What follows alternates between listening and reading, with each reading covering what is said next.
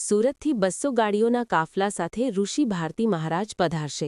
વિશ્વ કોળી ઠાકોર સમાજ એકતા મહાસંઘના આંતરરાષ્ટ્રીય અધ્યક્ષ ઋષિ ભારતી મહારાજ આવતીકાલ તારીખ 8ને ગુરુવારના રોજ બગદાણાના પીડિત સેવક નવનીતભાઈના ખબરઅંતર પૂછવા માટે ખાસ મુલાકાત લેશે.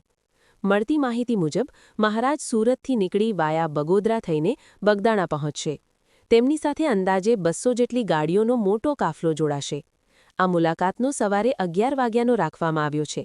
આ કાર્યક્રમમાં સંગઠનના અગ્રણીઓ પણ પિન્ટુભાઈ કોળી અમદાવાદ જિલ્લા પ્રમુખ, વિશ્વ કોળી ઠાકોર સમાજ એકતા મહાસંઘ, ચિરાગભાઈ ઝાલા પ્રદેશ અધ્યક્ષ, યુવા કોળી એકતા સંગઠન, શૈલેષભાઈ મેર રાષ્ટ્રીય યુવા અધ્યક્ષ, વિશ્વ કોળી ઠાકોર સમાજ એકતા મહાસંઘ સહિત કોળી સમાજના કાર્યકરો તથા શુભેચ્છકો જોડાશે.